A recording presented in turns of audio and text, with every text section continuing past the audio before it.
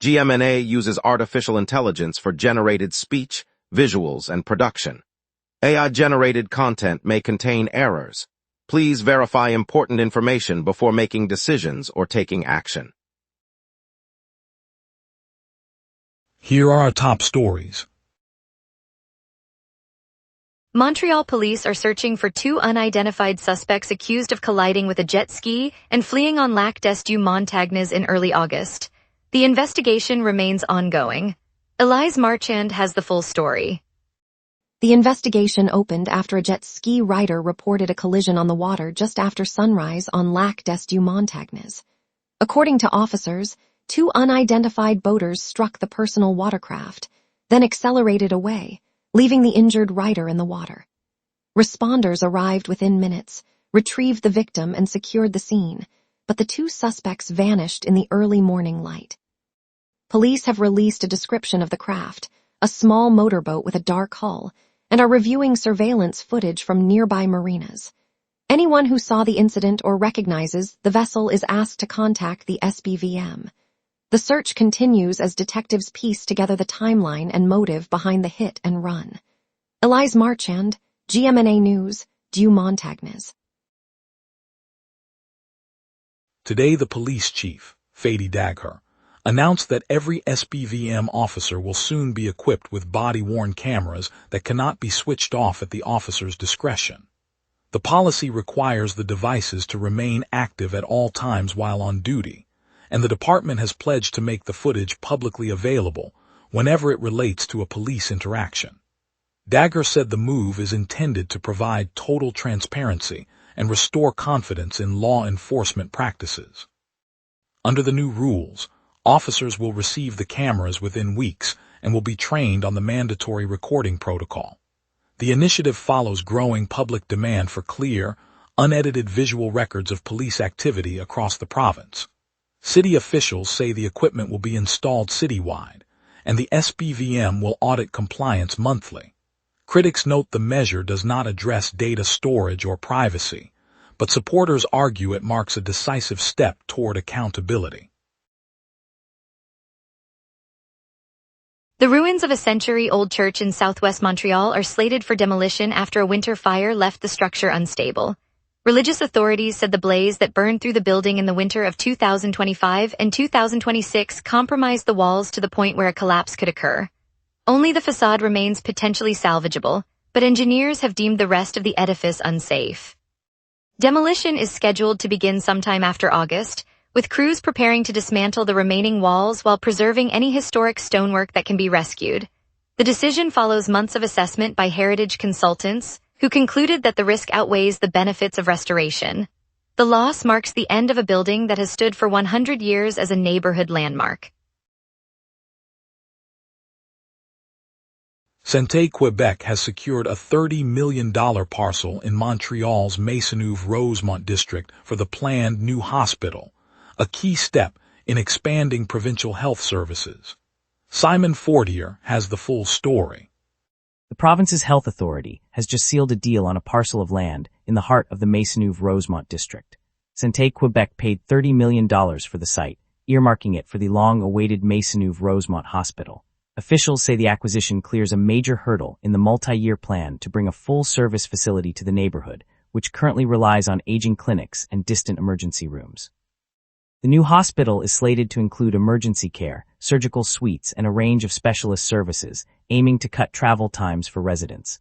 Construction is expected to begin once final designs are approved, moving the project closer to its target opening in early 2030s. Simon Fortier, GMNA News, Rosemont. Citizens advocating for an open-water swimming pool in Lac St. Louis will soon have a formal venue to make their case. The City of Lachine announced a public consultation slated for the coming months, inviting residents, stakeholders, and officials to discuss the project's future. The initiative, first floated several years ago, was placed in jeopardy when municipal leaders hinted at abandoning it earlier this year. Advocates say the pool would provide a unique recreational asset and boost tourism along the historic canal. Officials stress the meeting is intended to gauge community support and address concerns about safety, funding, and environmental impact. The consultation will be held at Lachine's Community Center, with details on date and time to be released through municipal channels. Participation will determine whether the project moves forward or is definitively shelved. The police watchdog is probing a fatal crash while the Hells Angels face a new insignia ban. Stay tuned. We will be right back.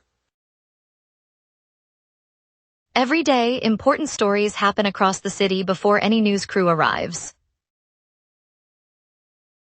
Sometimes the very first person at the story is you. When you witness something newsworthy, open the GMNA Citizen Reporter app and start your report. The app guides you through every step while your report is delivered directly to the GMNA newsroom.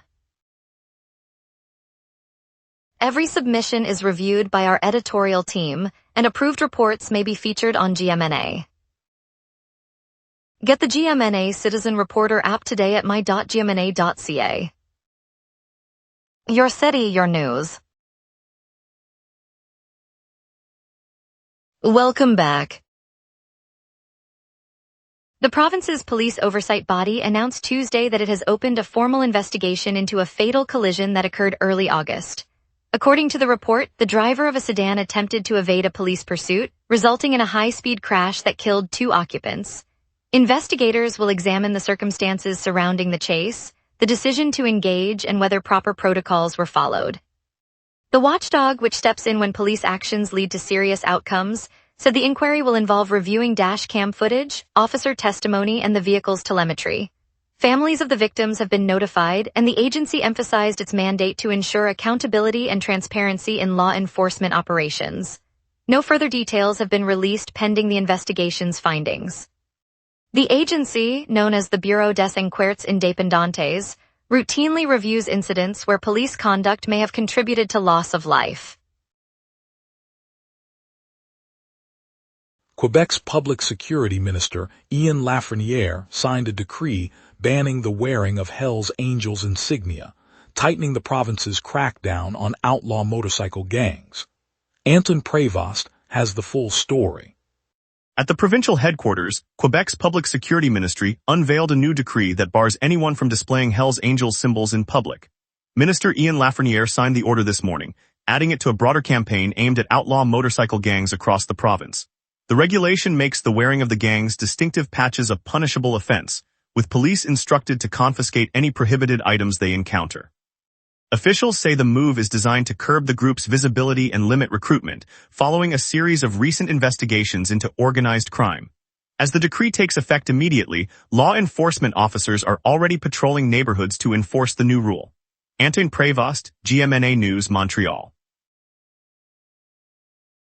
The Liberal Party announced today it will overhaul Quebec's public procurement rules to give small and medium-sized firms a clearer path to government work.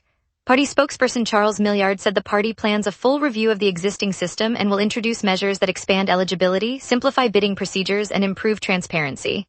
Quebec awards thousands of contracts annually, yet many local businesses struggle to navigate the process. By widening access, the Liberals hope to boost the share of Quebec-based SMEs winning public jobs, fostering growth and keeping more tax dollars in the province. Milliard emphasized that the reforms will be consulted with industry groups and will be rolled out before the next election cycle. The pledge marks the party's first major policy push on economic development ahead of the upcoming provincial campaign. 2 riders were captured on video speeding on Highway 125 South in Laval at 11:25:57 Eastern Daylight Time on Friday. The footage shows the e-scooters traveling alongside traffic on a highway where provincial law restricts e-scooter operation to roads with speed limits of 50 kilometers per hour or less. Officials noted the violation of Quebec regulations, which expressly forbid e-scooters on highways. Highway 125 serves as a major commuter corridor linking Laval to the island, making the breach especially concerning to traffic safety officials. The video has prompted a wave of safety concerns from commuters and municipal authorities, who say the scene illustrates the risks of unsanctioned riding. Advocacy groups and city officials are now calling for tighter enforcement and clearer rules to keep both riders and motorists safe. The Transport Ministry said the incident renews calls for stricter e-scooter regulations. St. Pie Council approved a resolution to study a high school on the 57-year-old Sanair racetrack, prompting heritage advocates to push for landmark designation. Anton Prevost has the full story. Council members in St. Pie have passed a resolution to study feasibility of constructing a high school on the 57-year-old Sanair racetrack, a site that has hosted racing events for more than 5 decades. Built in the late 1960s, the half-mile oval has long served as a gathering place for racing fans and local events. The move has ignited a campaign by local heritage advocates who are urging the municipality to seek landmark status for the track before any demolition begins. They argue the historic venue embodies a unique piece of Quebec's motorsport culture. If approved, the school would replace track with classrooms and athletic fields. The council's decision, approved weeks before August 21, 2026, now faces pressure from preservation groups demanding a designation. Anton Prevost, GMNA News, St. Pie. Now let's turn to your evening outlook and see what weather's bringing to the city tonight. A steady mid-level jet from the southwest locks in warm air, keeping tonight clear and calm. On this date, the all-time high reached 34 degrees Celsius in 2021, a spike that rode the tail end of a historic heat wave across the province.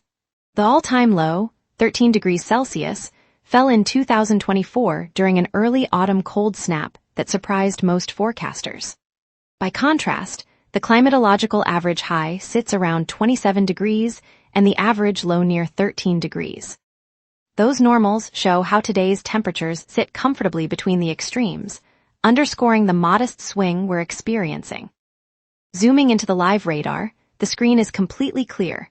No rain echoes across the southern Quebec corridor. The lack of returns confirms a dry, stable air mass anchored by near-average pressure that's neither rising nor falling.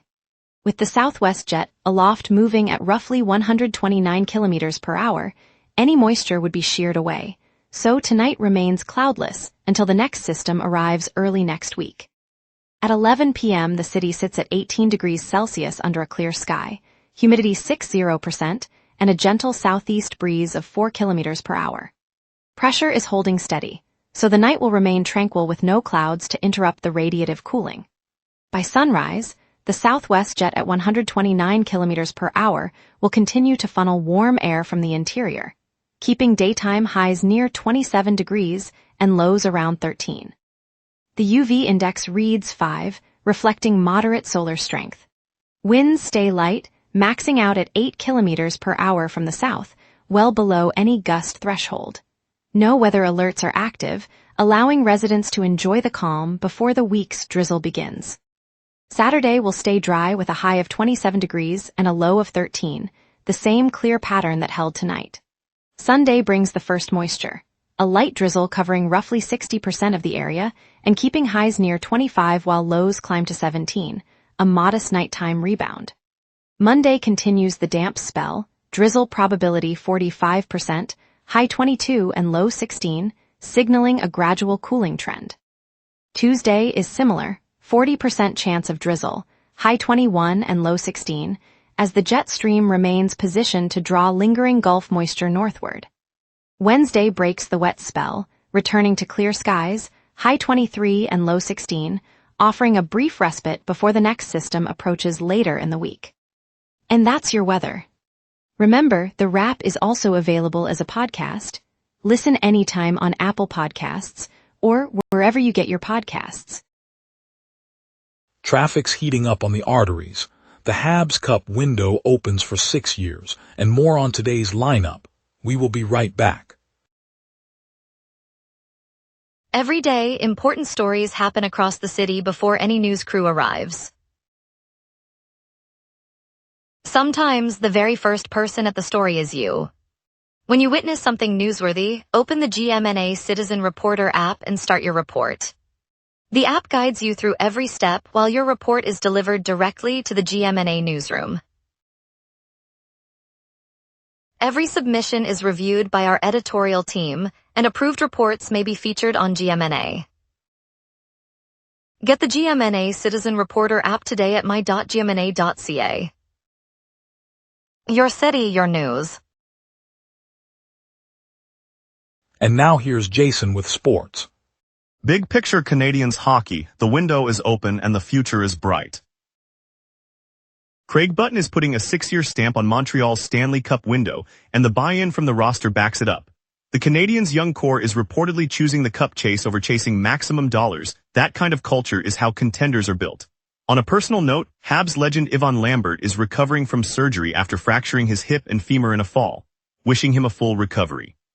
Mark November 10th on your calendar. The Canadiens host the Minnesota Wild that night, and Carey Price gets his place in the Bell Center Ring of Honor one day after his Hockey Hall of Fame induction. Back-to-back celebrations for the greatest goaltender in franchise history. That is a weekend Montreal hockey fans will not forget. When Patrice Bergeron calls Nick Suzuki a true franchise player with all the attributes that carries weight, Bergeron lived that role in Boston for nearly 2 decades. Meanwhile, keep an eye on Jacob Dobish between the pipes. The case is building that he could be the best bargain in the entire league this coming season. Camp opens soon, that is when the real answers start coming. Thanks, Jason. Welcome back. Montreal borough mayors could receive $700 per table of mayor's meeting, amounting to up to $7,000 annually, as the city seeks to boost inter-borough collaboration. Elise Marchand has the full story. Mayors of Montreal's 24 boroughs are set to receive a stipend of $700 for each session of the Table of Mayors, a collaborative forum the city is rolling out to boost inter-borough coordination. At a rate of 100 meetings per year, the compensation could climb to as much as $7,000 annually for each mayor. The payments are being introduced to encourage regular attendance and to deepen the exchange of ideas across the city's diverse districts. City officials say the new structure aims to cement a stronger network among local leaders, ensuring that borough concerns are voiced collectively in municipal decision-making. Elise Marchand, GMNA News, Montreal. Montreal's Little Burgundy Church will host a jazz and gospel tribute honoring pianist Oliver Jones this Saturday, celebrating his generous musical legacy. Camille Dowsett has the full story. Jazz and gospel melodies filled Little Burgundy Church yesterday as family and friends gathered to celebrate the life of Montreal's own Oliver Jones. The pianist's career, spanning decades of Canadian jazz history, was honored with a program that wove his classic tunes into fresh improvisations by local musicians. Voices rose in gospel hymns that echoed the generosity the community remembers him for, while a small brass ensemble delivered a swing-filled tribute. Attendees shared stories of his mentorship and his influence on the city's music scene, noting how his generosity extended beyond the stage. The ceremony underscored the deep connection between Jones and the neighborhood that helped shape his sound. Camille Dowsett, GMNA News, Little Burgundy. Thank you, Montreal, for joining us on The Wrap. Tonight we highlighted the police move to equip officers with body cameras that can't be deactivated, a step toward greater accountability. We appreciate your trust and look forward to bringing you more stories tomorrow. Stay safe and see you then.